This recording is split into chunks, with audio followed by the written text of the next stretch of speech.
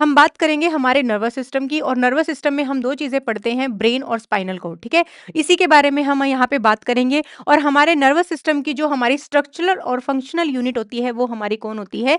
That is called neuron, ठीक है? क्या होती है? हमारी न्यूरॉन। तो लास्ट क्लास में हमने इसी के ऊपर बात की थी, और इसको हम थोड़ा जो अगर कोई बच्चा लास्ट क्लास में था, और जो भी बच्चे अभी हैं हमारे साथ, अगर वो लास्ट क्लास में थे, तो उनको मैं एक चीज़ बता देती हूँ कि हम शुरू से रिपीट करेंगे, लेकिन थोड़ा सुपरफिशियल पढ़ेंगे, ठीक है? की थी कि हमारा ये पार्ट्स ऑफ न्यूरॉन होता है, जिसके अंदर हमने सबसे पहले बात की थी सोमा की, ठीक है? तो ये वाला जो पार्ट होता है, ये आपका सेल बॉडी होता है, इसी को हम सोमा बोलते हैं, और इसी को हम क्या बोलते हैं? सेल बॉडी, ठीक है? या हम इसको पैराकैरियोन के नाम से भी जानते हैं। अब हमारी जो नर्व सेल होती है, उस नर्व सेल के अंदर हमारा साइटोप्लाज्म प्रेज़ेंट होता है। क्या प्रेज़ेंट होता है हमारा?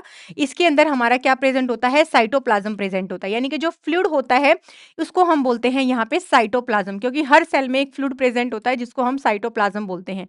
और इसी साइटोप्लाज्म के अंदर यहाँ पे क्या प्रेजेंट है? इसी साइटोप्लाज्म में आपका न्यूक्लियस भी प्रेजेंट है, और इस न्यूक्लियस के अंदर हमारी क्या होती है? कुछ नीजल्स बॉडी होती है। क्या होती है? नीजल्स बॉडी होती है, और ये नीजल्स बॉडी जो होती है, ये आपकी ग्रे कलर की होती है।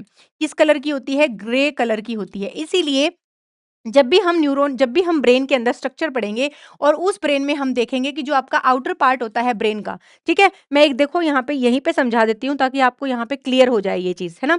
ठीक है? मैं यहाँ पे एक चीज़ बता देती हूँ, जब भी हमारे ब्रेन के 2 पार्ट होते हैं, कॉर्टेक्स होता है आउटर पार्ट, और मेडुला होता है इनर पार्ट। तो कॉर्टेक्स का जो आउटर पार्ट होता है ना, वो हमारा ग्रे कलर का क्यों होता है? क्योंकि कॉर्टेक्स के अंदर हमारी क्या प्रेज़ेंट होती है? यहाँ पे नीज़ल्स बॉडी प्रेज़ेंट होती हैं, ठीक है? क्या प्रेज़ेंट होती है? नीज़ल्स बॉडी यहाँ पे प्रेज़ेंट होती है। तो अगर मैं यहाँ पे बात करती हूँ हमारे ब्रेन की, और हमारे ब्रेन का जो ये वाला पार्ट होता है, बाहर वाला जो पार्ट होता है, जिसको हम क्या बोलते हैं? कॉर्टेक्स बोलते हैं। तो ये कॉर्टेक्स जो है, ये ग्रे कलर का होता है। कैसा कलर का होता है? ग्रे कलर का होता है, और इसीलिए हम इसको क्या बोलते हैं? इसको जो है हम नॉर्मली किस नाम से जानते हैं हम इसको? कॉर्टेक्स वाले पार्ट को, जो कि ग्रे कलर का होता है, इसको हम बोलते हैं ग्रे मैटर। क्या बोलते हैं? Grey matter. तो ये हमारा ग्रे मैटर इसलिए होता है, क्योंकि यहाँ पे आपकी सारी की सारी किसका कलेक्शन होगा? आपके न्यूरॉन की सेल बॉडी का कलेक्शन होता है। किसका कलेक्शन होता है यहाँ पे? न्यूरॉन की सेल बॉडी, यानी कि आपको सारे के सारे इस आउटर पार्ट में आपको कलेक्शन ऑफ सेल बॉडी मिलता है। फिर बात करते हैं हमारे किसकी? इनर वाले पार्ट की, जिसको हम मेडुला बोलते हैं, और यहाँ पे जो होगा, वो आपका पूरा का पूरा किस कलर का होता है? व्हाइट मैटर का होता है। इसको हम क्या बोलते हैं? व्हाइट मैटर, ठीक है? ये व्हाइट क्यों होता है? क्योंकि यहाँ पे आपके क्या होते हैं? कलेक्शन ऑफ एक्सोन होते हैं, ठीक है? तो जब भी आपके कॉर्टेक्स मेडुला के अंदर आपके क्या मिलेंगे? कलेक्शन ऑफ एक्सोन मिलता है, वो हमारा व्हाइट मैटर कहलाता है, और जो भी हमारे कलेक्शन ऑफ सेल बॉडी होता है, ये हमारा क्या कहलाता है? ग्रे मैटर कहलाता है। लेकिन ब्रेन के अंदर ऐसा होता है, ठीक है? आपके ब्रेन में क्या मिलेगा? आपके ब्रेन के अंदर आउटर पार्ट ग्रे कलर का मिलेगा, इनर पार्ट व्हाइट मैटर का मिलेगा। लेकिन जब हम अपनी स्पाइनल कॉर्ड की बात करेंगे, ठीक है? जब हम स्पाइनल कॉर्ड की बात करेंगे, तो स्पाइनल कॉर्ड में ये चीज़ उल्टी होती है। ठीक है? स्पाइनल कॉर्ड में ये उल्टी होती है। तो इस इमेज में हमने सबसे पहले ये चीज़ देख ली, क्यों ग्रे कलर का होगा। फिर हमारा जो सेकंड पार्ट होता है, चलो इसी में हम अपने डेंड्राइट की भी बात कर लेते हैं। जो हमारा डेंड्राइट होगा, ठीक है? जो हमारा डेंड्राइट होगा, इसको हम क्या बोलते हैं? ये काम करते हैं एंटीना की तरह, क्योंकि ये सारे के सारे सिग्नल्स को क्या करते हैं? यहाँ पे रिसीव करते हैं, ठीक है? तो जितने भी सिग्नल्स आपके न्यूरॉन से, एक न्यूरॉन से दूसरे न्यूरॉन पे आएँगे, उनको रिसीव करने का काम कौन करते हैं? हमारे डेंड्राइट्स करते हैं। उसके बाद हमारी नेक्स्ट स्ट्रक्चर होती है आपकी ये एक्सोन की, ठीक है? जो ये वाली स्ट्रक्चर दिख रही है, इसको हम क्या बोलते हैं? एक्सोन बोलते हैं। अब इस एक्सोन का काम क्या होता है? ये आपके जो आपकी नर्व ट्रांसमिशन होती है ना, जो आपकी नर्व का ट्रांसमिशन हो रहा है, उसको प्रोपेगेट करने का काम करता है। और प्रोपेगेशन का मतलब क्या होता है? कि सारी की सारी नर्व इम्पल्स को ये एक न्यूरॉन से लेगा, और दूसरे न्यूरॉन को क्या कर देगा? वहां पे ट्रांसमिट कर देता है।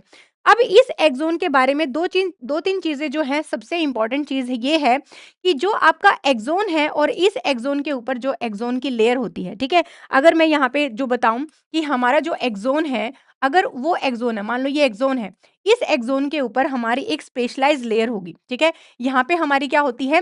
स्पेशलाइज्ड लेयर होती है, और ये जो स्पेशलाइज्ड लेयर होती है, इसको हम क्या बोलते हैं? इसको हम बोलते हैं माइलिन शीथ। क्या बोलते हैं? माइलिन शीथ, ठीक है? और ये माइलिन शीथ जो होती है, अगर किसी न्यूरॉन के ऊपर ये माइलिन शीथ प्रेजेंट है, समझ में आ रहा है? अगर डाउट है तो भाई पूछ लेना, ठीक है? बिल्कुल भी मत वो करना, डाउट हो तो पूछ लेना। तो यहाँ पे जो ये माइलिन शीथ होती है, ये माइलिन शीथ का काम क्या होता है? यहाँ पे जो भी नर्व इम्पल्स है, उसका स्पीड को बढ़ाना, ठीक है? तो ये क्या करती है? Speed up the nerve transmission. तो जो हमारी नर्व ट्रांसमिशन है, उसको क्या कर देता है, ये स्पीड अप करवाने का काम करता है, ठीक है?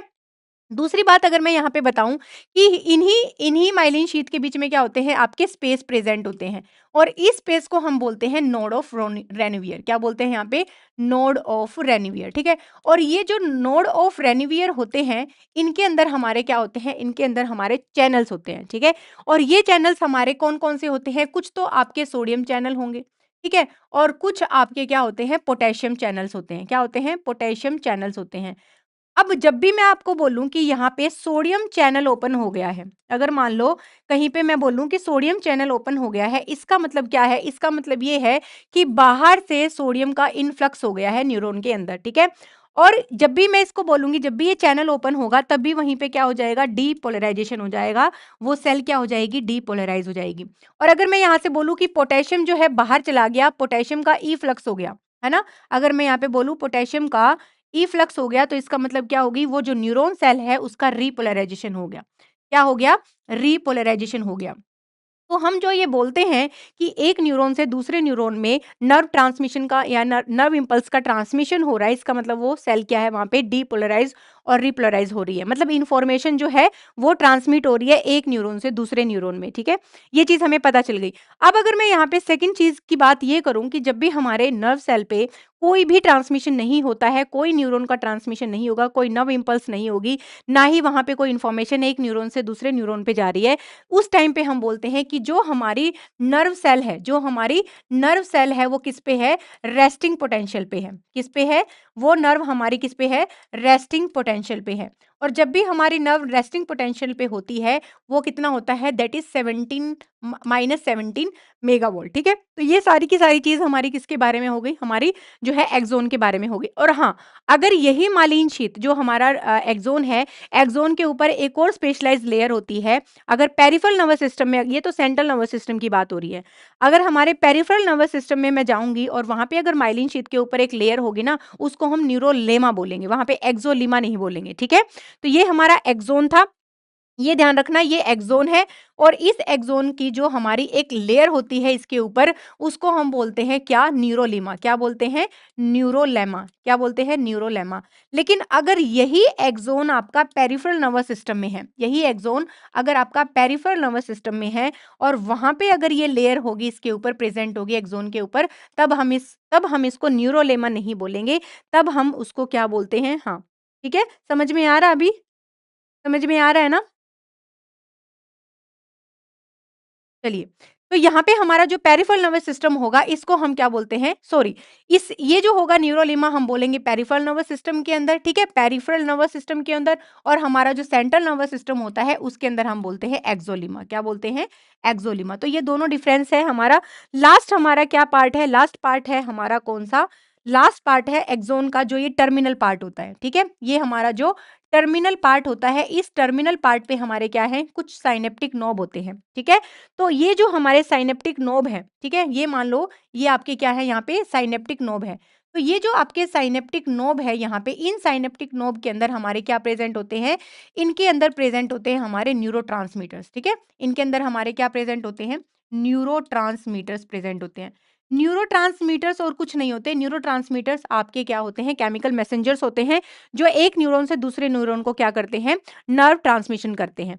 अब यहाँ पे न्यूरोट्रांसमीटर की अगर मैं यहाँ पे बात करती हूँ, अगर न्यूरोट्रांसमीटर की बात मैं यहाँ पे करती हूँ, तो इन न्यूरोट्रांसमीटर, ये जो न्यूरोट्रांसमीटर होते हैं, इसमें आपके कुछ तो एक्साइटेटरी न्यूरोट्रांसमीटर होंगे, ठीक है? और कुछ आपके इनहिबिटरी न्यूरोट्रांसमीटर्स होते हैं, ठीक है?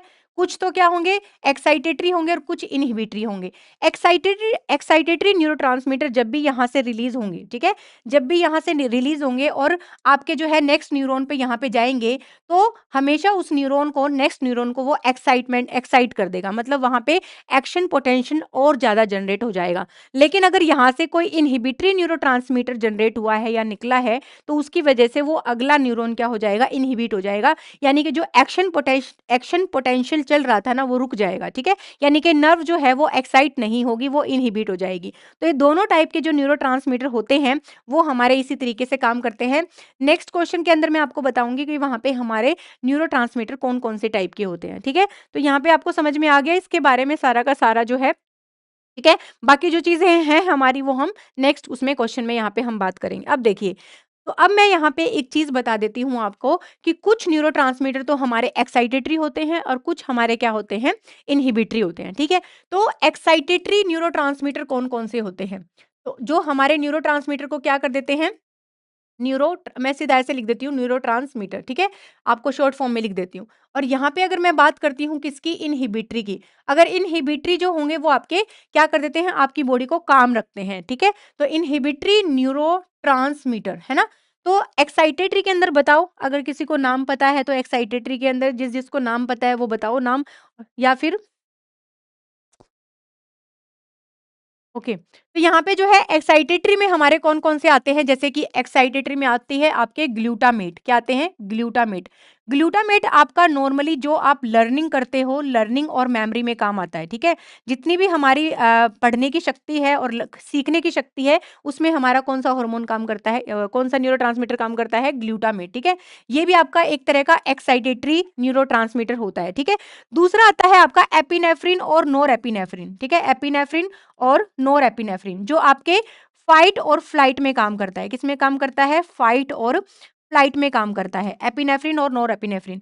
एक होता है आपका एसिटाइल कोलिन, ठीक है? एक कौन-सा होता है? एसिटाइल कोलिन, एसीएच जिसको हम बोलते हैं, और ये नॉर्मली कहाँ पे काम करता है? मसल्स पे काम करता है, मसल्स की कॉन्ट्रैक्शन करवाने में हेल्प करता है। तो ये आपके तीनों जो न्यूरोट्रांसमीटर होते हैं, ठीक है? अभी विज़िबिलिटी है, एक बार बताओ? वॉइस क्लियर है, विज़िबिलिटी है कि नहीं है? बताइए जल्दी से। तो ये हो गए आपके कौन-कौन से एक्साइटेटरी न्यूरोट्रांसमीटर। इन्हिबिटरी न्यूरोट्रांसमीटर में आपके 2 ही आते हैं, एक होता है आपका गाबा और एक होता है आपका सीरोटोनिन, ठीक है? जो आपका गाबा होता है जिसको आप गामा अमाइनो ब्यूटारिक एसिड बोलते हो, और जो आपका सेरोटोनिन है, तो गाबा हमारा जो है जो मोस्टली जो हमारा गाबा होता है ये आपका इन्हिबिटरी न्यूरोट्रांसमीटर है, और ये नॉर्मली हमें स्ट्रेस हो गया, एंजाइटी हो गया, इनसे प्रिवेंट करके रखता है, ठीक है? और साथ में जो है स्लीप इंड्यूस करवाने वाला जो न्यूरोट्रांसमीटर है वो हमारा गाबा ही है, और ये क्या करता है, हमारी मसल्स को रिलैक्सेंट रखता है, ठीक है? तो ये सारे के सारे काम है किसके, हमारे गाबा के। और अगर गाबा जो है हमारे बॉडी में कम हो जाता है तो उससे हमें स्ट्रेस और एंजाइटी होना स्टार्ट हो जाता है। और सीरोटोनिन जो होता है ये हमारे क्या होते हैं, ये हमारा मूड स्टेबलाइजर न्यूरोट्रांसमीटर होता है, ठीक है? तो ये दोनों के दोनों जो न्यूरोट्रांसमीटर है वो हमारे कौन से न्यूरोट्रांसमीटर होते हैं, ये हमारे इनहिबिटरी न्यूरोट्रांसमीटर होते हैं। बाकी अगर मैं बताऊं कि जितनी भी आपकी बेंजोडाइजापाइन ड्रग होती है ना, जितनी भी आपकी बेंजोडाइज़ापाइन ड्रग है, कौन-कौन सी होती है बेंजोडाइज़ापाइन ड्रग? बेंजोडाइज़ापाइन ड्रग में आती है आपकी, जैसे कि आपकी डायज़ापाम हो गई, ठीक है? कौन-सी आती है? डायज़ीपाम हो गई, क्लोनाज़ेपाम हो गई, ठीक है? क्लोनाज़ेपाम हो गई। ये आपकी कौन-सी ड्रग है? ये आपकी बेंजोडाइज़ापाइन। तो ये वाली जो ड्रग होती है, ये नॉर्मली आपके गाबा ए रिसेप्टर पे काम करती है। किस पे करती है? गाबा ए रिसेप्टर पे काम करती है, ठीक है? और जो आपका आपने सुना होगा, बैक्लोफेन नाम से सुना होगा, ठीक है? बैक्लोफेन जो ड्रग होती है ना, ये आपकी गाबा बी रिसेप्टर पे काम करती है। किस पे करती है? गाबा बी रिसेप्टर पे, या गाबा बी एगोनिस्ट होती है। आप इसको गाबा ए एगोनिस्ट भी बोल सकते हो, जो डायज़ापाम और लोराज़ेपाम है, जो हमारी एंग्ज़ायटी को क्या करते हैं? कम कर देते हैं। ठीक है? तो ये जो है हमारे किसके हैं? ये हमारे इन्हिबिटरी न्यूरोट्रांसमीटर हैं। अब हमने यहाँ पे बात की थी किसकी, कि न्यूरोट्रांसमीटर हमारे न्यूरोमस्कुलर जंक्शन पे कौन-सा मिलता है, वो मिलता है हमारा एसिटाइलकोलिन। देखिए, इसमें भी हमें जो है दिखा रखा है कि ये जो नीचे आपको रेड कलर में दिख रहा है, ये आपका कौन-सा एरिया है, मस्कुलर एरिया है, और ये आपका कौन-सा है, न्यूरोमस्कुलर है। और इसके अंदर जो आपको दिखा रखा है, देखिए, ये हमारा मेनली क्या है, न्यूरोमस्कुलर जंक्शन है। इस न्यूरोमस्कुलर जंक्शन के अंदर आपको ये एक्सोन दिख रहा है। इस एक्सोन का ये टर्मिनल पार्ट है, और टर्मिनल पार्ट पे हमारे क्या होते हैं, ये हमारे वेसिकल्स होते हैं, और इन वेसिकल्स के अंदर हमारे क्या होते हैं, न्यूरोट्रांसमीटर प्रेजेंट होते हैं। ठीक है? ये वाला जो एरिया दिखा रखा है, ये आपका मसल्स का एरिया है, और इनके अंदर छोटे-छोटे क्या दिखा रखे हैं, यहाँ पे देखिए रिसेप्टर दिखा रखे हैं। इन रिसेप्टर को हम क्या बोलते हैं, इन रिसेप्टर को हम बोलते हैं मस्क्रेनिक रिसेप्टर। क्या होते हैं? मसल्स के ऊपर जो ये रिसेप्टर प्रेजेंट है, इनको हम क्या बोलते हैं, that is known as muscarinic receptor. ठीक है? और हमेशा ध्यान रखना, आपका जो आपका जो जो आपका क्या होता है यहाँ पे सिनेप्टिक नोब से जो आपका न्यूरोट्रांसमीटर आपके मसल्स पे जाता है, ये आपका कौन-सा जाता है? ACH, that is acetylcholine. तो एसिटाइलकोलिन यहाँ से जब भी रिलीज़ होगा, ये आपके मस्क्रेनिक रिसेप्टर पे जाके बाइंड करेगा और यहाँ पे मस्क्रेनिक रिसेप्टर पे बाइंड करने के बाद ये क्या कर देगा? मसल्स की कॉन्ट्रैक्शन करवाने में हेल्प करेगा। क्या करवाएगा? मसल्स की कॉन्ट्रैक्शन करवाने में यहाँ पे हेल्प करता है, ठीक है? और इसी को इसलिए हम बोलते हैं कि जो हमारा क्या है यहाँ पे न्यूरोमस्कुलर जंक्शन है, तो आपके जो न्यूरोमस्कुलर जंक्शन है, वहाँ पे आपका जो सबसे मुख्य या सबसे न्यूरोट्रांसमीटर रिलीज़ होता है, वो आपका कौन-सा होता है? एसिटाइलकोलिन न्यूरोट्रांसमीटर जो है वहाँ पे रिलीज़ होता है, जो कि मसल्स कॉन्ट्रैक्शन में यहाँ पे हेल्प करता है, ठीक है? समझ में आ गया? तो ये जो हमारी न्यूरोग्लिया सेल होती हैं, न्यूरो जो ग्लिया सेल्स होती हैं, इसमें हमारी सेल्स आती है ए, ओ, एम, ई, एस और एस, ठीक है? ये वाली सेल्स आती हैं। और इनमें मुख्यतः हमारी सबसे पहली सेल्स होती है एस्ट्रोसाइट सेल्स। कौन सी सेल्स होती है? Astrocyte sales. सेकंड होती है हमारी ओलिगोडेंड्रोसाइट सेल्स, ओलिगोडेंड्रोसाइट सेल्स, ठीक है? अब इसके बारे में जो है थोड़ी-थोड़ी चीज़ें जो है आपको पता होनी चाहिए, ताकि आपको जो है वहाँ पे पता चल जाए कि एक्चुअल में ये सेल्स हमारी कहाँ पे होती है। कुछ होती हैं आपकी जिसको हम क्या बोलते हैं यहाँ पे? Microglial cells. कौन सी सेल होती हैं? Microglial cells. हमारी कौन-सी और सेल्स होती हैं? Ependymal cells. कौन-सी होती है? Ependymal cells. और हमारी कौन-सी सेल्स होती हैं? Schwann cells. कौन-सी होती है? Schwann cells. और हमारी कौन-सी होती है? Satellite cells. कौन-सी होती है? Satellite cells. अब देखो इम्पोर्टेंट क्या चीज़ है इसमें, मैं आपको ये चीज़ बता देती हूँ। इम्पोर्टेंट ये है कि जो ये आपकी एस्ट्रोसाइट सेल्स होती हैं, ये जो आपकी एस्ट्रोसाइट सेल्स होती हैं, ये आपकी स्टार शेप्ड होती हैं। कैसी शेप होती है? स्टार शेप्ड होती है। और ये आपकी क्या करती हैं? जो आपके ब्लड सप्लाई करती है ब्रेन को, ठीक है? मान लो ये कोई आर्टरी गई और आर्टरी ने क्या किया? यहाँ पे ब्लड सप्लाई कर दिया हमारे ब्रेन को। तो ये एस्ट्रोसाइट सेल्स क्या करती हैं? हमारी आर्टरी को जो ब्लड सप्लाई कर रही है ब्रेन को, ठीक है? जो ब्रेन को ब्लड सप्लाई कर रही है, ये एस्ट्रोसाइट्स इनके चारों तरफ कैसे हो जाती हैं? इनके चारों तरफ ऐसे इनको कवर कर लेती हैं, ठीक है?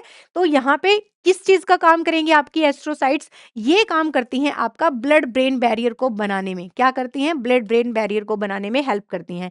यानी कि ये आपकी क्या नहीं करने देती? ये आपकी किसी भी माइक्रो ऑर्गेनिज़म्स को, वायरस को या कोई भी पैथोजन है या कोई भी ऐसा फॉरेन पार्टिकल है, उसको जो है इतना आसानी से ब्लड ब्रेन बैरियर को क्रॉस नहीं करने देगी, ब्रेन में एंटर नहीं करने देगी। तो क्वेश्चन में अगर आपसे कोई पूछ ले कि बताइए ब्लड ब्रेन बैरियर को कौन सी सेल क्रॉस नहीं करने देती है, तो वो आपकी एस्ट्रोसाइट सेल्स होती है, ठीक है? इसके बारे में बात करेंगे। फिर है आपकी माइक्रोग्लियल सेल्स। माइक्रोग्लियल सेल्स जो होती हैं, ये हमारा एक तरह से किसका काम करती हैं? फेगोसाइटोसिस का काम करती हैं। किसका काम करती हैं? फेगोसाइटोसिस का। तो हमारे ब्रेन में जो फेगोसाइटोसिस सेल्स होती हैं, वो आपकी माइक्रोग्लियल सेल्स होती हैं, ठीक है? अपेंडाइमल सेल्स जो होती हैं, ये आपका कहाँ पे काम करेंगी? जो हमारा कोरोइड प्लेक्सस बनता है ना, कोरोइड प्लेक्सस बनता है जहाँ से हमारा सीएसएफ का प्रोडक्शन होता है, वहाँ पे ये सीएसएफ एंड ब्रेन को अलग-अलग करती है, ब्लड को अलग-अलग करती है, ठीक है? सीएसएफ और ब्लड को अलग-अलग करती है। सैटेलाइट सेल्स क्या करती हैं? सैटेलाइट सेल्स जो होती हैं, ये आपके जो न्यूरॉन्स का जो हेड होता है, ठीक है? मान लो ये आपका क्या है? ये आपका न्यूरॉन है। तो न्यूरॉन के अंदर जो आपका फ्लूइड है या कुछ भी एक्सचेंज होना है, कहाँ पे? इंटरस्टिशियल फ्लूइड से कोई बाहर से कोई चीज़ अंदर आनी है या आपके जो न्यूरॉन है वहाँ से कोई बाहर चीज़ आनी है। तो जो भी एक्सचेंज यहाँ पे हो रहा है ना, जो भी एक्सचेंज यहाँ पे हो रहा है, उसका काम कौन करती है? हमारी सैटेलाइट सेल्स। तो सैटेलाइट सेल्स डिसाइड करती हैं कि किन चीज़ों का एक्सचेंज यहाँ पे होना है और इनका रेगुलेशन भी यही करती है, ठीक है? तो एक्सचेंज एंड रेगुलेशन का काम हमारी कौन सी सेल करती हैं? सैटेलाइट सेल्स करती हैं। और अब हमारी जो बची है, मुख्य जो सेल्स बची हैं, जिसको आप बोलते हो यहाँ पे ओलिगोडेंड्रोसाइट सेल्स, ठीक है? ओलिगोडेंड्रोसाइट सेल्स और आपकी स्वान सेल्स। कौन सी सेल्स? आपकी स्वान सेल्स, ठीक है? तो जो आपका सेंट्रल नर्वस सिस्टम है, ठीक है? सेंट्रल नर्वस सिस्टम के अंदर जो माइलिनेशन होता है, ठीक है? सेंट्रल नर्वस सिस्टम के अंदर जो माइलिनेशन होता है, वो कौन करवाती हैं? वो करवाती हैं आपकी ओलिगोडेंड्रोसाइट सेल्स, ठीक है? गुड इवनिंग बेटा। और जो आपके पेरिफेरल नर्वस सिस्टम है, पेरिफेरल नर्वस सिस्टम में जो माइलिनेशन का काम करवाएगी, किसका काम करवाती है? माइलिनेशन का। माइलिनेशन का मतलब क्या है यहाँ पे?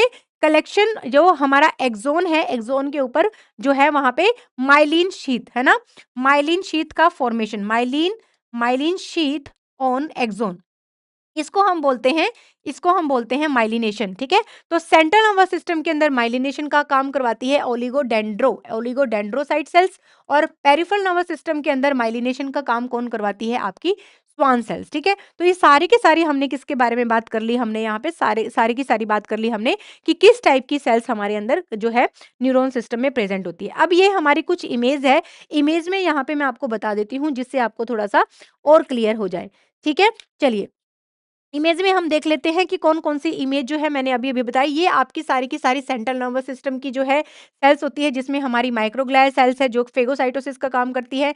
ये हमारी एपेंडाइमल सेल्स है जो कोरोइड प्लेक्सस में सीएसएफ और ब्लड को अलग करेगी। ये हमारी एस्ट्रोसाइट्स है जो हमारे ब्लड ब्रेन बैरियर बनाने में हेल्प करती हैं। ये हमारी ओलिगोडेंड्रोसाइट सेल्स है, ये आपके सीएनएस सिस्टम में माइलिनेशन का काम करती हैं। ये हमारी स्वान सेल्स है, ये आपके पेरिफेरल नर्वस सिस्टम में माइलिनेशन का काम करती हैं। ये आपकी सैटेलाइट सेल है, ये डिसाइड करती हैं एक्स्ट्रा सेलुलर फ्लूइड और हमारा जो एक्सचेंज ऑफ जो है जितना भी मटेरियल एक्सचेंज होता है, ये हमारी कौन करती है, ये हमारी सैटेलाइट सेल्स करती है, ठीक है? बाकी इस इमेज के अंदर आपको दिखा भी रखा है कि कहाँ पे हमारी कौन सी सेल्स प्रेजेंट होती है। चलिए, समझ आ गया होगा शायद आप लोगों को। चलिए, तो हमारी 3 लेयर होती है मेनली ब्रेन की, जिसको हम क्या बोलते हैं, ड्यूरा, आर्कनोइड और पाया मैटर। कौन-कौन सी होती है? ड्यूरा, आर्कनोइड और पाया मैटर। ड्यूरा मैटर आपकी सबसे आउटर मोस्ट लेयर होती है, या फिर हम सुपरफिशियल भी यहाँ पे बोल सकते हैं, ठीक है? सुपरफिशियल जो लेयर होगी या आउटर मोस्ट लेयर होती है, वो हमारी कौन-सी होती है? ड्यूरा मैटर होती है। लेकिन ड्यूरा के बारे में मैं आपको एक चीज़ बता देती हूँ। ड्यूरा मैटर है ना, ब्रेन में 2 होती है, ठीक है? ये जो ड्यूरा मैटर है, ये हमारी ब्रेन में कितनी होती है? ब्रेन में होती है 2 लेयर होती है। लेकिन जो स्पाइनल कॉर्ड होता है ना, स्पाइनल कॉर्ड में ये 1 ही होती है, ठीक है? और अगर मैं यहाँ पे ड्यूरा मैटर की 2 लेयर की बात करती हूँ, तो इसमें आपकी एक तो आती है पेरिओस्टियल लेयर। कौन-सी आती है? पेरिओस्टियल लेयर। और दूसरी जो होती है वो होती है मेनिंजियल लेयर। कौन-सी होती है? मेनिंजियल लेयर, ठीक है? तो लेकिन जो स्पाइनल कॉर्ड है आपका, स्पाइनल कॉर्ड के अंदर आपकी पेरिओस्टियल लेयर एब्सेंट होती है। क्या होती है? पेरिओस्टियल लेयर क्या होती है यहाँ से? एब्सेंट होती है, ठीक है? तो अगर मैं देखिए, वैसे तो आपका क्या होता है, वैसे तो ये जो है आपकी, ये मान लो ये ड्यूरा मैटर है। ये क्या है? ड्यूरा मैटर है। ये ड्यूरा मैटर मैंने बोला ब्रेन के अंदर क्या होती है? 2 होती है। तो यहाँ से ये 2 लेयर, ये दोनों लेयर जो होती हैं, ये एक-दूसरे से चिपकी हुई होती है। क्या होती है? एक-दूसरे से ये चिपकी हुई होती है, ठीक है? यहाँ से ये चिपकी हुई है। लेकिन कुछ जगह पे, कुछ स्पेस में ये एक-दूसरे से चिपकी नहीं होती, ये एक-दूसरे से क्या हो जाती है? सेपरेट हो जाती है। क्या हो जाती है? सेपरेट हो जाती है। तो जहाँ से ये ड्यूरा मैटर सेपरेट होती है ना, उसको हम बोलते हैं ड्यूरल ड्यूरल वीनस साइनस। क्या बोलते हैं? ड्यूरल वीनस साइनस, ठीक है? मैंने क्या बोला? ड्यूरा मैटर ब्रेन में 2 होती हैं, ठीक है? तो ब्रेन में हमारी क्या है, जैसे ये एक है और ये दूसरी है, तो ये चिपकी हुई होती है, लेकिन कुछ जगह पे ये क्या हो जाती है? ये सेपरेट हो जाती है, और जहाँ से ये सेपरेट होती है ना, उसी को हम यहाँ पे बोलते हैं डीवीएस। क्या बोलते हैं? डीवीएस। ये जो आपका ड्यूरल वीनस साइनस होता है, यहाँ पे इसके 2 काम होते हैं। क्या करता है ड्यूरल वीनस साइनस? एक तो ये क्या करेगा, आपका जो ब्रेन का, इस ब्रेन के अंदर जो भी आपका डीऑक्सीजनेटेड ब्लड है, ठीक है? उसको ये क्या कर लेगा? यहाँ पे ले लेगा। क्या करेगा? डीऑक्सीजनेटेड ब्लड को क्या करता है? ये कैरी करता है, ठीक है? एक तो इसने ये काम किया कि इसने डीऑक्सीजनेटेड ब्लड को क्या कर लिया? ले लिया। दूसरा ये क्या करवाता है? दूसरा ये सीएसएफ को ड्रेन करवाने का काम करता है, ठीक है? क्या करवाता है? सेरेब्रोस्पाइनल फ्लूइड को क्या करवाएगा? यहाँ से ड्रेन करने का काम करेगा। तो ये 2 फंक्शन होते हैं हमारे ड्यूरल वीनस साइनस के, ठीक है? और अगर मैं हमारी दूसरी लेयर की बात करती हूँ, जिसको हम आर्कनोइड मैटर कहते हैं, जो हमारी कौन-सी होती है? मिडल लेयर होती है, ठीक है? ये कौन-सी लेयर होती है? जो आर्कनोइड वाली होगी, इसके बाद ड्यूरा के बाद हमारी ये होती है आपकी मिडल वाली लेयर। ये जो मिडल लेयर होती है ना, ये बहुत ही थिन होती है और एवेस्कुलर होती है। कैसी होती है? एवेस्कुलर। क्योंकि यहाँ पे कोई भी ब्लड सप्लाई नहीं होती है, किसके अंदर? आपके आर्कनोइड मैटर के अंदर, ठीक है? आर्कनोइड के बाद हमारी कौन-सी आती है? सबसे इनर मोस्ट लेयर पाया मैटर। कौन-सी आती है? पाया मैटर। पाया मैटर कैसी होती है? ट्रांसपेरेंट होती है। कैसी होती है? ट्रांसपेरेंट होगी, और ट्रांसपेरेंट के साथ-साथ ये हाईली वैस्कुलर होती है। कैसी होती है? हाईली वैस्कुलर होती है। यानी कि हाईली वैस्कुलर का मतलब ये है कि यहाँ पे सबसे ज़्यादा ब्लड सप्लाई होती है। और ये चीज़ तो शायद सबको पता है कि आर्कनोइड और पाया मैटर को, दोनों को मिला के हम दोनों को क्या बोलते हैं? लेप्टोमेनिंजेस बोलते हैं, ठीक है? अगर मैं बोलूँ कि आर्कनोइड और पाया मैटर को मिला के क्या कौन-सी लेयर बनती है? उसको हम बोलते हैं, दैट इज़ नोन एज़ लेप्टोमेनिंजेस। क्या बोलते हैं? लेप्टोमेनिंजेस, ठीक है? इसको हम बोलते हैं लेप्टोमेनिंजेस, ठीक है? और दूसरी बात ये होता है कि जो आपका आर्गनोइड मैटर होता है और पाया मैटर होता है, इसी के बीच में हमारा क्या प्रेजेंट होता है? सेरिब्रोस्पाइनल फ्लूइड जो है वो प्रेजेंट होता है, ठीक है? तो सारी की सारी जो है, यहाँ पे मैंने तीनों लेयर के बारे में बता दिया। ड्यूरा मैटर आउटर मोस्ट है, सुपरफिशियल है, नो सबसे जो मेनली प्रोटेक्शन का काम करती है, ठीक है? जो सबसे मेनली प्रोटेक्शन का काम करती है वो आपकी ड्यूरामेटर करती है। और ये तीनों लेयर किससे मिलके बनती है? ये तीनों लेयर आपके कनेक्टिव टिश्यू से मिलके बनती है। किससे मिलके बनती है? कनेक्टिव टिश्यू से मिलके बनती है, जो क्या करती है? प्रोटेक्शन का काम करती है आपके स्कल को और हमारे ब्रेन को, ठीक है? तो ये सारी की सारी चीज़ें मैंने आपको बता दी है, जो इम्पोर्टेंट चीज़ थी वो भी मैंने आपको बता दी है यहाँ पे। चलिए नेक्स्ट बात करते हैं। देखिए ये हमारा क्या होता है, यहाँ से अगर मैं यहाँ पे बात करती हूँ किसकी, हमारे वेंट्रिकल्स की अगर मैं यहाँ पे बात करती हूँ, ठीक है? तो वेंट्रिकल्स की जब भी मैं यहाँ पे बात करती हूँ तो यहाँ पे हमारे जो वेंट्रिकल्स होते हैं, यहाँ पे कौन से होते हैं? एक होता है आपका राइट लेटरल वेंट्रिकल और एक होता है आपका लेफ्ट लेटरल वेंट्रिकल। और इन दोनों वेंट्रिकल के बीच में हमारे यहाँ पे क्या होते हैं? 2 फोरामन, जिसको हम क्या बोलते हैं? फोरामन ऑफ मोनेरो। क्या बोलते हैं? फोरामेन ऑफ मोनेरो, ठीक है? तो कोरोइड प्लेक्सस की यहाँ पे हम बाद में बात करेंगे, क्योंकि कोरोइड प्लेक्सस के अंदर आपकी एपेंडाइमल सेल्स आती हैं, आपकी जो है वहाँ पे जो है और भी ब्रांचेज़ होती हैं, ब्लड वेसल्स की ब्रांचेज़ होती है जो मिलके कोरोइड प्लेक्सस बनाती है। तो ये कोरोइड प्लेक्सस आपके कहाँ-कहाँ प्रेज़ेंट होते हैं? लेटरल वेंट्रिकल में प्रेज़ेंट होते हैं, आपके फोर्थ वेंट्रिकल में भी प्रेज़ेंट होते हैं, ठीक है? जहाँ से ये क्या बनता है, हमारा सीएसएफ बनता है। तो ये आपके राइट और लेटरल, जो 2 लेटरल जो है यहाँ पे क्या है? वेंट्रिकल्स हैं, ठीक है? यहाँ पे मैं लिख देती हूँ, एक होता है आपका लेटरल ला राइट लेटरल वेंट्रिकल, ठीक है? एक तो हो गया राइट लेटरल वेंट्रिकल और एक हो गया आपका यहाँ पे लेफ्ट लेटरल वेंट्रिकल। अब ये दोनों के दोनों जो वेंट्रिकल्स होते हैं यहाँ पे, ये चलता है आपके किसमें? थर्ड वेंट्रिकल के अंदर, ठीक है? किसमें चलेगा? आपका थर्ड वेंट्रिकल में। अब थर्ड वेंट्रिकल्स किसमें जाएगा? आपका फोर्थ वेंट्रिकल में जाएगा। और फोर्थ वेंट्रिकल के बाद आपका क्या हो जाता है? सब आर्कनोइड स्पेस में वो जो है वहां पे निकल चला जाता है, ठीक है? अब यहाँ पे इंपॉर्टेंट ये चीज है, जैसे ही आपका सीएसएफ जो है इन दोनों में बनता है, उसके बाद किस में आ जाता है? यहाँ पे थर्ड वेंट्रिकल के अंदर आ जाता है, ठीक है? यहाँ पे ये मानते हैं हम थर्ड वेंट्रिकल है। अब इसके बाद ये क्या है? ये आपकी जो डक्ट है इसको हम बोलते हैं सेरिब्रल एक्वीडक्ट। क्या बोलते हैं? That is known as cerebral aqueduct, ठीक है? और इसी को हम डक्ट ऑफ सिल्विस के नाम से भी जानते हैं। क्या बोलते हैं? डक्ट ऑफ सिल्विस, ठीक है? अब इसके बाद हमारा क्या होता है? यहाँ पे फोर्थ वेंट्रिकल होता है, ठीक है? फोर्थ वेंट्रिकल होता है। अब देखिए इस फोर्थ वेंट्रिकल से हमारा क्या निकलता है? इस फोर्थ वेंट्रिकल से हमारी दो रास्ते निकलते हैं, जिनको हम क्या बोलते हैं? जिनको हम बोलते हैं यहाँ पे लश्का भी बोल सकते हैं इसको, ठीक है?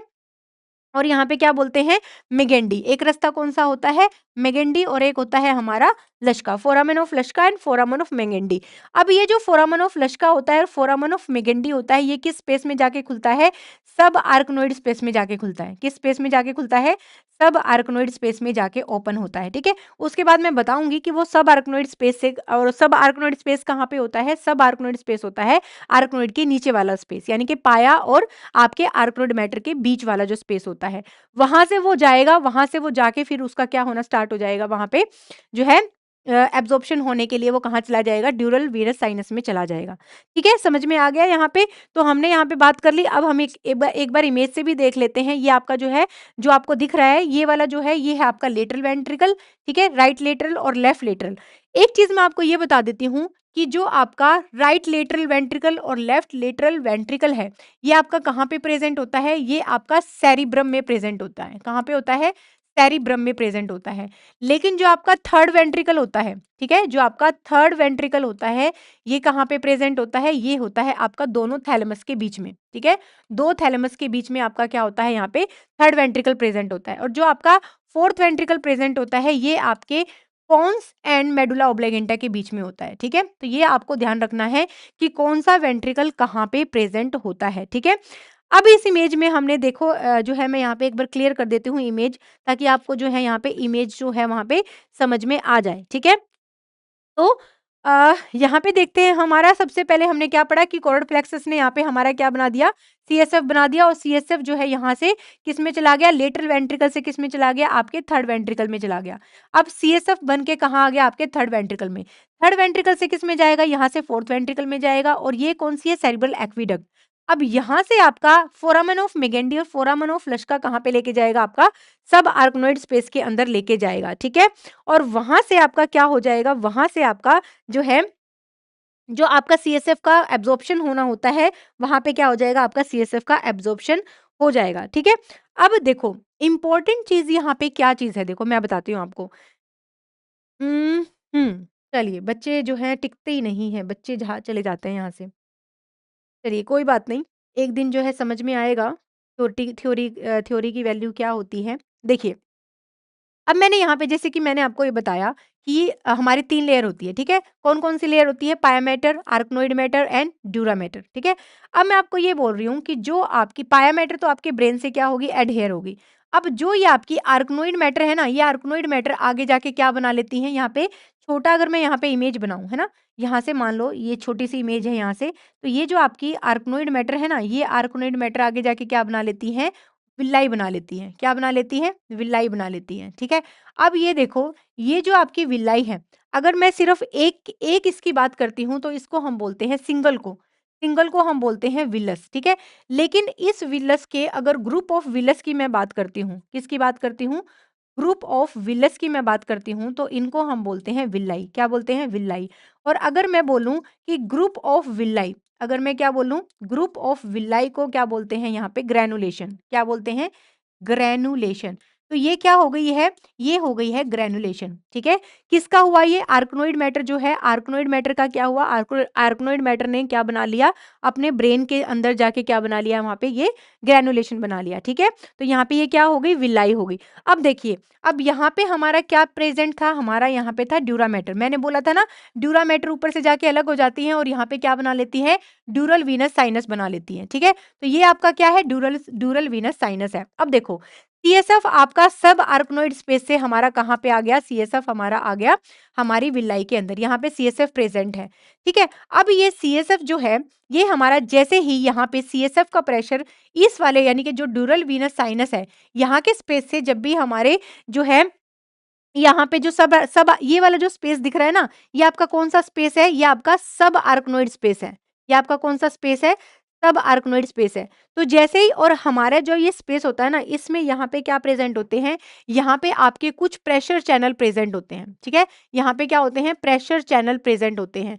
अब जैसे ही स्पेस इस स्पेस का सब आर्कनोइड स्पेस का यहाँ से, जैसे ही यहाँ का प्रेशर इंक्रीज़ होगा ना, यहाँ से आपका जो एक्सेस सेरेब्रोस्पाइनल फ्लूइड है, वो कहाँ मूव कर जाएगा? आपके सब ड्यूरल स्पेस में जो है यहाँ पे मूव कर जाएगा और ये सब ड्यूरल स्पेस में यहाँ पे हमारी क्या होती है?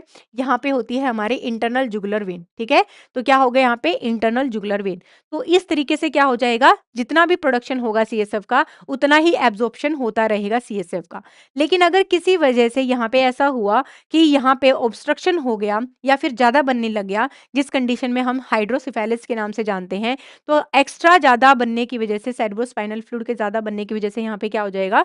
यहाँ पे प्रेशर जनरेट हो जाता है, जिसको हम बोलते हैं इंट्राक्रेनियल प्रेशर। क्या बोलते हैं? इंट्राक्रेनियल प्रेशर, ठीक है? जो कि हम वहाँ पे बाद में पढ़ेंगे। तो अगर मैं यहाँ पे बताऊँ प्रोडक्शन की अगर मैं बात करती हूँ, किसके प्रोडक्शन की बात करती हूँ? सीएसएफ के प्रोडक्शन की अगर मैं बात करती हूँ, देखिए, अगर मैं सबसे पहले कलर बताऊँ सीएसएफ का जो कलर होता है वो कैसा होता है? क्लियर कलर होता है। क्लियर होता है और कलरलेस होता है, ठीक है? कैसा होता है? कलरलेस होता है, ठीक है? दूसरी अगर मैं यहाँ पे बताऊँ किसके प्रेशर की बताऊँ, तो ये लगभग 70 से 100 एमएम ऑफ एचजी क्या होता है? इसका प्रेशर होता है हमारे सीएसएफ का। और अगर मैं यहाँ पे प्रोडक्शन बताऊँ कि जो प्रोडक्शन होता है हमारे सीएसएफ का, ये लगभग कितना होता है? तो आपसे अगर कोई पूछे तो बता देना कि 30 एमएल पर आवर, तो उसका क्या होता है? 30 एमएल, हर घंटे में 30 एमएल का प्रोडक्शन होता है। 0.5 एमएल पर मिनट के हिसाब से उसका प्रोडक्शन होता है और लगभग 720 एमएल पर डे का हिसाब से उसका क्या होता है? एब्ज़ॉर्ब मतलब प्रोडक्शन होता है। तो जितना प्रोडक्शन होता है ना सेरेब्रोस्पाइनल फ्लूइड का, उतना ही इतना ही सेम इसका क्या होता है यहाँ पे? एब्ज़ॉर्प्शन भी होता है। यानी कि साथ-साथ ये क्या होता रहता है? एब्ज़ॉर्प्शन होता रहता है। ठीक है? और इसी की वजह से जो है हमारा जो है, जो सेरेब्रोस्पाइनल फ्लूइड है वो बनता भी रहता है और एब्ज़ॉर्ब भी होता रहता है और वो निकलता भी रहता है, क्योंकि इंटरनल जुगुलर वेन ने उसको क्या किया? एब्ज़ॉर्ब करके वो वापस से किस में डाल देगी? हमारे वीनस सिस्टम में डाल देगी, ठीक है? समझ में आ गया? तो ये थी हमारा किसके बारे में? सीएसएफ के बारे में। और सीएसएफ के अगर बारे में जो है, अब यहाँ पे जो है ग्रैनुलेशन आपको दिखा भी रखा है, जो मैंने आपको बना के दिखाया है वो यहाँ पे इस इमेज में यहाँ पे दिखा रखा है, ठीक है? तो ये सेम वही है, ये आपका सब आर्कनोइड स्पेस है, यहाँ पे आपका सारा का सारा सीएसएफ भरा हुआ है, ये आपका पूरा का पूरा ड्यूरा आर्क, यहाँ पे जो है ड्यूरल वीनस साइनस स्पेस है और यहाँ से आपका आर्कनोइड ग्रैनुलेशन है, ठीक है? तो ये सारी की सारी चीज़ मैंने यहाँ पे समझा दी है कि किस तरीके से आपका सीएसएफ का एब्जॉर्प्शन यहाँ पे होता है, ठीक है? नेक्स्ट क्वेश्चन की बात करते हैं। अच्छा, एब्नॉर्मल कलर कब-कब हो सकते हैं आपके सेरिब्रोस्पाइनल फ्लूइड के, ठीक है? तो येलो कलर जिसको आप ज़ैंथोक्रोमिया के नाम से जानते हो, तो येलो कलर आपके सब आर्कनोइड हैमरेज में हो सकता है, ठीक है? ओल्ड ओल्ड ब्लीड में हो सकता है, हाई प्रोटीन में और जॉन्डिस में हो सकता है, ठीक है? रेड और पिंक कलर कब हो सकता है? जब फ्रेश हैमरेज हो या फिर कोई ट्रॉमेटिक लंबर पंक्चर हो गया हो, ठीक है? क्लाउडी कब हो सकता है? जब कोई बैक्टीरियल मेनिंजाइटिस हो, डब्ल्यूबीसी बढ़ गई हो, कोई ऑर्गेनिज्म अंदर इन्वेड कर गया हो। ग्रीन कब हो सकता है? जब सीवियर बैक्टीरियल इन्फेक्शन हो या फिर हाई ल्यूकोसाइट्स का काउंट बढ़ जाए। ब्राउन कब हो सकता है? जब ओल्ड हैमरेज होता है, जब ब्राउन कलर हो सकता है। मिल्की और जो ओपेलसेंट है, ये कब हो सकता है? ये आपके ट्यूबरकुलर और फंगल मेनिंजाइटिस में हो सकता है या प्रोटीन की सेल्स बढ़ जाएँ उसमें हो सकता है और नॉर्मल जो सीएसएफ होता है वो आपका क्लियर और कलरलेस होता है। यानी कि अगर मैं सीएसएफ में बात करूँ तो सीएसएफ में ग्लूकोज, प्रोटीन और ऑक्सीजन थोड़ा बहुत प्रेज़ेंट होता है, लेकिन थोड़ा बहुत होता है, बहुत ज़्यादा नहीं होता है। क्योंकि ऑक्सीजन भी चाहिए, ग्लूकोज़ भी चाहिए और प्रोटीन भी चाहिए हमारे ब्रेन को, ठीक है? लेकिन अगर वहाँ पे ये कुछ एब्नॉर्मलिटी जो मैंने आपको बताई है, अगर ये एब्नॉर्मलिटी अगर सीएसएफ की आती है, तो इसका मतलब सीएसएफ जो है वो एब्नॉर्मल कलर है। एक हमारा हेलो साइन भी होता है, हेलो साइन में आप लोगों ने पढ़ा होगा, हेलो साइन में क्या होता है, अगर आपके जो है नेज़ल से सिक्रीशंस आ रहे हैं और वो जो है बीच में रेड कलर बना ले और आउटर साइड में येलो-येलो कलर बन जाता है, उसको हम बोलते हैं हेलो साइन्स, ठीक है? तो अगर हेलो साइन्स किसी पेशेंट में आ रहे हैं, तो इसका मतलब उसमें क्या है, सीएसएफ लीकेज है, ठीक है? तो हम बोलते हैं हेलो साइंस। तो यहाँ पे आपको याद रखना है। बाकी ये इंपॉर्टेंट है, इसमें से क्वेश्चन पूछ सकता है कि सीएसएफ के अगर एब्नॉर्मल कलर आ रहे हैं तो किस-किस कंडीशन में दिखाई देते हैं। सेरिब्रो ब्लड परफ्यूजन, ठीक है? जिसको हम क्या बोलते हैं, सीबीएफ। तो सीबीएफ जो है आपका नॉर्मल सीबीएफ होता है 50 ML 100 gram of tissue 1 minute के अंदर। यानी कि क्या होता है आपका सीबीएफ क्या होता है? मान लो ये आपका ब्रेन है, ये क्या है, आपका ब्रेन है, ठीक है? इस ब्रेन का अगर मैं एक छोटा-सा पार्ट ले लूँ, इतना 100 ग्राम का पार्ट ले लूँ, ये 100 ग्राम का पार्ट है। तो इस 100 ग्राम के पार्ट में 1 मिनट में कितना ब्लड फ्लो किया है, ठीक है? कितना यहाँ पे कितना अमाउंट ऑफ ब्लड फ्लो। तो अमाउंट ऑफ ब्लड फ्लो कितना हुआ है इस 100 ग्राम के टिश्यू पे 1 मिनट के अंदर, उसको हम बोलते हैं, that is known as CBF. क्या बोलते हैं? सीबीएफ बोलते हैं, ठीक है? तो इसके साथ-साथ सीबीएफ के साथ-साथ अगर ये सीबीएफ जो है, अगर मान लो आईसीपी इंक्रीज़ हो गया, इंट्राक्रैनियल प्रेशर इंक्रीज़ हो गया, तो ये जो सीबीएफ था, ये क्या हो जाएगा? ये कम हो जाएगा, ठीक है? तो सबसे ज़्यादा इफ़ेक्ट जो पड़ेगा, और अगर जितना अमाउंट यहाँ पे जो सी नॉर्मल सीबीएफ था, जो अगर वो नॉर्मल सीबीएफ नहीं रहता, यानी कि अगर 50 एमएल से ये कम हो जाएगा, तो जिस भी एरिया में आईसीएफ बढ़ा है, उस एरिया के जो टिश्यू हैं वहाँ के, वो क्या होने स्टार्ट हो जाएँगे? नेक्रोसिस होना शुरू हो जाएगा, ठीक है? और नेक्रोसिस होने की वजह से अगेन वहाँ पे इंक्रीज़ आईसीपी हो जाएगा, ठीक है? तो यहाँ पे जो है सीबीबीएफ का मतलब ये होता है। और एक क्या होता है, दूसरा होता है आपका सीपीपी। क्या होता है? सीपीपी। सीपीपी को हम क्या बोलते हैं? Cerebral perfusion pressure. क्या बोलते हैं यहाँ पे हम? That is known as cerebral cerebral perfusion pressure. CPP क्या होता है आपका? सीपीपी होता है आपका कि जो आपका आईसीपी है, ठीक है? यानी कि जो आपका मैप है, मीन आर्टेरियल प्रेशर है, उसमें से अगर मैं आईसीपी को माइनस कर देती हूँ, तो वो आपका क्या आ जाता है? सीपीपी आ जाता है। और अगर मैं यहाँ पे नॉर्मल सीपीपी की बात करूँ, तो नॉर्मल सीपीपी आपका कितना होता है? That is known as 70 to 100 mm of Hg. कितना होता है? That is known as 70 to 100 mm of Hg. और अगर ये सीपीपी 70 से भी कम हो जाए, तो इसका मतलब वहां पे जितना ज्यादा ब्रेन को जो है मिलना चाहिए था, वहां पे सप्लाई होनी चाहिए थी, परफ्यूजन होना चाहिए था, अब वो परफ्यूजन नहीं होगा और वो परफ्यूजन क्या हो जाएगा? वहां पे डिक्रीज हो जाएगा, ठीक है? इसको निकालने का अगर मैप से भी आपसे मैप भी पूछ ले कि मैप कैसे निकालते हैं मैम, तो मैप का मतलब होता है that is known as mean arterial pressure. क्या होता है? मीन आर्टेरियल प्रेशर, ठीक है? और मैप को कैसे निकालते हैं? मैप को बताओ। Systolic blood pressure plus 2 into diastolic blood pressure upon में 3, ठीक है? ये हमारे क्या होते हैं? मैप होता है। यानी कि सिस्टोलिक ब्लड प्रेशर आपका कितना होता है? 120 एमएम ऑफ एचजी, और प्लस में आपका क्या होता है? 2 इंटू डायस्टोलिक ब्लड प्रेशर। तो ये जो हो जाता है हमारा लगभग 93 से 100 तक जाता है। तो अगर यहाँ पे 70 से भी कम हो जाता है ये प्रेशर सीपीपी, तो इसका मतलब आपके ब्रेन के पार्ट को क्या नहीं मिल रही है, ऑक्सीजन नहीं मिल रही है, ठीक है? और ये ऐसा क्यों हो सकता है? वो हो सकता है आपके जो है इंट्राक्रैनियल प्रेशर के बढ़ने की वजह से हो सकता है। एक इम्पोर्टेंट क्वेश्चन ये पूछा जाता है आपका कि अगर आईसीपी किसी पेशेंट का बड़ा है, तो उसमें सबसे पहला अर्लीएस्ट साइन एंड सिम्पटम क्या देखने के लिए मिलता है? तो हमेशा याद ध्यान रखना कि जब भी आपका आईसीपी इंक्रीज़ होगा, तो सबसे फर्स्ट जो आपका साइन एंड सिम्पटम देखने को मिलेगा, वो मिलेगा आपका अल्टर्ड सेंसोरियम। और अगर लेट साइन एंड सिम्पटम पे जाएँगे, तो लेट जो आपका आईसीपी का साइन होता है, जिसको आप क्या बोलते हो? जिसको आप बोलते हो कशिंग ट्रायड्स। क्या बोलते हो? कशिंग ट्रायड्स, ठीक है? तो जो आपका कशिंग ट्रायड है, ये आपका लेट साइन होता है, किसका? लेट साइन होता है आईसीपी का। ठीक है? और इसके अंदर आपको कशिंग ट्रायड के अंदर आपको 3 साइन देखने के लिए मिलता है। सबसे पहला साइन तो आपको मिलेगा इंक्रीज़ सिस्टोलिक ब्लड प्रेशर, ठीक है? क्या मिलेगा? Increase systolic blood pressure. Second जो आपका साइन मिलता है, ये मिलता है आपका ब्रेडिकार्डिया का। क्या मिलता है? ब्रेडिकार्डिया का। और एक होता है आपका इरेगुलर रेस्पिरेशन। क्या होता है? Irregular respiration. तो अगर लेट साइन पूछ ले आपसे कि लेट साइन क्या होगा आपका इंट्राक्रेनियल प्रेशर का, तो ये होगा आपका कशिंग ट्रायड, ठीक है? यहाँ पे सिस्टोलिक ब्लड प्रेशर क्यों बढ़ेगा? क्योंकि देखिए ये आपका मैंने बोला स्कल क्या है? एक क्लोज बॉक्स है। इसमें आपका जो है ऑलरेडी आईसीपी बढ़ गया है, तो इसको ये जो ब्लड सप्लाई कर रही थी, मान लो ये ब्लड सप्लाई हो रही थी। अब आईसीपी बढ़ने की वजह से यहाँ पे आईसीपी ने क्या किया? यहाँ पे प्रेशर डालना स्टार्ट कर दिया और इसकी वजह से अब ये क्या हो गई है? ये ऑक्लूड हो गई है, ठीक है? अब ये क्या हो गई? यहाँ से ऑक्लूड हो गई है। अब ब्लड सप्लाई जो है यहाँ से ब्रेन को नहीं मिल रही है। अब ब्रेन को तो कैसे न कैसे करके ऑक्सीजन पहुँचानी है। तो ऑक्सीजन पहुँचाने के लिए क्या करना स्टार्ट कर देता है ब्रेन बॉडी क्या करना स्टार्ट कर देती है? ब्लड प्रेशर को बढ़ाना इंक्रीज़ कर देती है। और कौन-सा ब्लड प्रेशर बढ़ता है इसमें? सिस्टोलिक ब्लड प्रेशर बढ़ता है, ठीक है? तो ब्लड सप्लाई को कंपनसेट करने के लिए क्या किया गया यहाँ पे? ब्लड सप्लाई को कंपनसेट करने के लिए सिस्टोलिक ब्लड प्रेशर बढ़ा दिया, ठीक है? लेकिन ये बढ़ता रहेगा, बढ़ता रहेगा, बढ़ता रहेगा। अब इस बीपी को मैनेज करने के लिए क्या करता है? हार्ट क्या करता है? हार्ट रेट कम कर देता है। क्या करता है? हार्ट हार्ट रेट कम कर देता है, इसलिए यहाँ पे ब्रेडिकार्डिया हुआ। तीसरी चीज़ कि आपके जो ब्रेन के अंदर आईसीपी बढ़ा है, तो वहाँ पे आपका जो मेडुला ओब्लेगेंटा है ना, वो भी क्या हो जाएगा? वहाँ पे कंप्रेस हो जाएगा, ठीक है?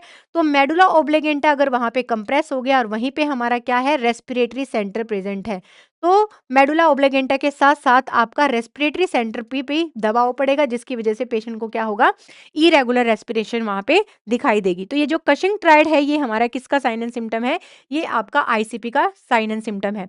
एक इम्पॉर्टेंट चीज़ ये होती है आपके आईसीपी के अंदर कि कभी भी आईसीपी वाले पेशेंट को हम क्या नहीं देते हैं, कोई भी ऐसी चीज़ नहीं करते हैं जिसकी वजह से आईसीपी और बढ़े। जैसे कि आईसीपी किसमें बढ़ सकता है? आईसीपी आपके बढ़ सकता है जैसे कि मान लो किस कंडीशन में आईसीपी बढ़ेगा? आपका आईसीपी बढ़ेगा जैसे रेस्पिरेटरी रेट बढ़ गया, हाइपोक्सिया हो गया है, पेशेंट को हाइपरकैप्निया हो गया है। क्योंकि जब भी बॉडी में हाइपोक्सिया होता है, ठीक है? 2 कंडीशन देखना, हाइपोक्सिया हो या फिर यहाँ पे हाइपरकैप्निया हो। हाइपरकैप्निया हो। हाइपरकैप्निया का मतलब क्या होता है? हाइपरकैप्निया का मतलब होता है यहाँ पे कार्बन डाइऑक्साइड का इंक्रीज़ होना और हाइपोक्सिया की कंडीशन में दोनों कंडीशन में क्या होता है यहाँ पे वेज़ोडायलेटेशन होता है। क्या होता है? वेज़ोडायलेटेशन। और जब भी आपका वेज़ोडायलेटेशन होगा तो वहाँ पे ब्लड सप्लाई इंक्रीज़ हो जाएगी, ब्लड सप्लाई इंक्रीज़ होगी तो वहाँ पे आईसीपी भी इंक्रीज़ हो जाएगा। इसीलिए चलो कोई नहीं, थोड़ा-सा नेटवर्क इश्यू था, लेकिन मैंने यहाँ तक बता दिया है आपको। देखो नेक्स्ट मैं आपको ये बता रही हूँ कि किसी भी अगर आईसीपी बढ़ा है, उस पेशेंट को हमें कौन-सी पोज़ीशन प्रेफ़रेंस देनी चाहिए, तो उसमें हमारी जो सबसे इम्पोर्टेंट पोज़ीशन होती है, वो होती है supine with 30 degree head elevation. उस पेशेंट के हम कभी भी नीज़ को और हिप को फ्लेक्शन नहीं करवाते, क्योंकि हमें किसी भी कंडीशन में आईसीपी बढ़े हुए पेशेंट के अंदर हमें क्या नहीं करवाना, कोई भी इंट्रा एब्डोमिनल या इंट्रा थोरेसिक प्रेशर को इंक्रीज़ नहीं होने देना है। और ना ही ऐसे पेशेंट में हमें सक्शनिंग करनी है और अगर सक्शनिंग आप करते हो तो एक बार में सिर्फ 2 ही अटेम्प्ट करने हैं और 15 सेकंड से कम होना चाहिए वो सक्शनिंग का मेथड, ठीक है? और हमें पेशेंट में अगर हाइपरपायरेक्सिया है तो हमें उस फीवर को भी ज़्यादा नहीं बढ़ने देना है, फीवर को हमें रिड्यूस करना है ताकि पेशेंट को जो है मेटाबॉलिज्म ना बढ़े, क्योंकि अगर फीवर या सीज़र आते हैं पेशेंट को और पेशेंट के ब्रेन में मेटाबॉलिज्म बढ़ता है तो वहाँ पे क्या हो सकता है, आईसीपी दोबारा बढ़ सकता है क्योंकि ब्लड सप्लाई बढ़ेगी। ठीक है? मेटाबॉलिज़्म बढ़ेगा तो ब्लड सप्लाई बढ़ानी पड़ेगी और ब्लड सप्लाई बढ़ानी पड़ेगी तो वापस से आईसीपी जो है वहाँ पे इंक्रीज़ हो जाएगा, ठीक है? तो ये सारे के सारे जो पॉइंट है वहाँ पे हमें ध्यान रखना है या आप इसकी जो मैनेजमेंट होती है उसको आप प्रेशर से भी याद रख सकते हो। ठीक है? आप इसको प्रेशर से भी याद रख सकते हो कि इसके अंदर हमेशा पोज़ीशन का ध्यान रखना है। कौन-सी पोज़ीशन हमें इसमें अवॉइड करनी है, इसमें हमें नी चेस्ट पोज़ीशन, हमें इसमें ट्रेंडल बर्ब जो ट्रेंडल बर पो पोज़ीशन होती है, वो अवॉइड करनी है और प्रोन पोज़ीशन अवॉइड करनी है, ठीक है? तो यहाँ पे पोज़ीशन का ध्यान रखना है, पेशेंट के अंदर रेस्पिरेशन सिस्टम का ध्यान रखना है, हाइपॉक्सिया नहीं होने देना है और ना ही यहाँ पे CO2 को बढ़ने देना है, ठीक है? तीसरी चीज़ है जो हमारा एलिवेटेड टेम्परेचर होता है, उसको हमें कंट्रोल करना है। चौथी चीज़ होती है यहाँ पे हमें जो पेशेंट के जितने भी स्ट्रेनिंग एक्सरसाइज़ होती है, उसको रोकना है। और हमारी जो स्ट्रेनिंग एक्सरसाइज़ होती है जैसे कि आईसीपी बढ़े हुए पेशेंट को हमें कफ नहीं करने देना, हमें स्नीज़ नहीं करने देना है, ठीक है? ज़्यादा बोलने नहीं देना है ऊँची आवाज़ में और दूसरा हमें क्या करना है पेशेंट का जीसीएस सिस्टम को मेंटेन करके रखना है, ठीक है? तीसरी चीज़ हमें जो अनकॉन्शियस पेशेंट होते हैं हमारे, अनकॉन्शियस पेशेंट को हमें कभी भी रिस्ट्रेन नहीं करना है। क्या नहीं करना है? रिस्ट्रेन नहीं करना है क्योंकि वहाँ पे अगर हम रिस्ट्रेन करेंगे तो पेशेंट प्रेशर लगाएगा और प्रेशर लगाएगा तो वापस से उसका आईसीपी वहाँ पे बढ़ सकता है, ठीक है? तो तीसरी चीज़ है यहाँ पे ट्रीटमेंट में हमें ट्रीटमेंट करना है पेशेंट को जो भी हमारी जैसे कि डाययूरेटिक्स ड्रग है, पेशेंट के एडिमा को रिड्यूस करने के लिए हम यहाँ पे क्या दे सकते हैं, मैनिटोल ड्रग दे सकते हैं, ठीक है? तो मैनिटोल जो होता है वो हम ड्रग से हम क्या कर सकते हैं, दे सकते हैं, ठीक है? और लास्ट हमारा क्या होता है, लास्ट में हम क्या कर सकते हैं, वेंट्रिकुलोस्टमी कर सकते हैं। क्या कर सकते हैं? वेंट्रिकुलोस्टमी कर सकते हैं। तो ये सारी की सारी चीज़ें हमारी किसकी हैं? ये वो पोजीशन है, इस पोजीशन में जो दिखा रखा है मैंने, सुपाइन पोजीशन देनी है पेशेंट को 45 डिग्री नहीं होती है, 30 डिग्री सेल्सियस पे हमें रखना है, ठीक है? और ये वाली पोजीशन यहाँ पे नहीं देंगे। ये हमें अवॉइड करनी है, ठीक है? ये ट्रेंडल पोजीशन हमें अवॉइड करनी है और ये नी चेस्ट पोजीशन भी हमें क्या करनी है पेशेंट में अवॉइड करनी है। कौन से पेशेंट में अवॉइड करनी है? इंक्रीज़ इंट्राक्रैनियल प्रेशर में करनी है, ठीक है? बाकी जो है एक ये हमारा इम्पोर्टेंट जो है पोस्चर आता है डिकोर्टिकेट और डिसेरेब्रेट पोस्चर के अंदर, डी ठीक है? इसमें देखिए जो ये आपको प्लांटर यानी कि प्लांटर का क्या हो जाता है फ्लेक्शन हो जाता है, नीज़ का एक्सटेंशन हो जाता है और यहाँ पे जो है एल्बो का फ्लेक्शन हो जाता है और बॉडी का यहाँ पे हाथों का क्या हो जाता है एडक्शन हो जाता है।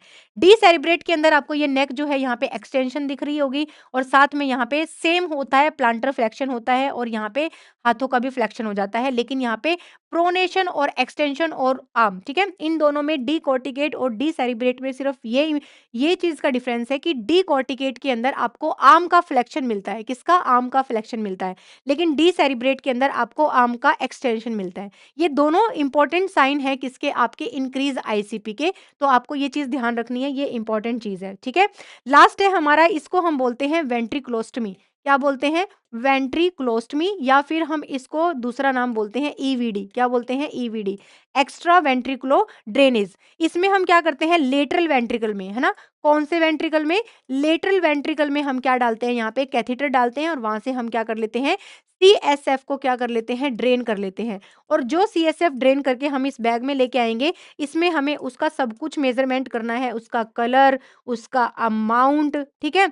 तो वहाँ पे हमें जो है सारी चीज़ों का ध्यान रखना है और ये लास्ट मैनेजमेंट होता है हमारा गुड इवनिंग बेटा। तो ये हमारा लास्ट मैनेजमेंट होता है किसका? हमारे इंक्रीज़ आईसीपी का यानी कि सेरेब्रोस्पाइनल फ्लूइड का अगर वहाँ पे इंक्रीज़ हो गया है।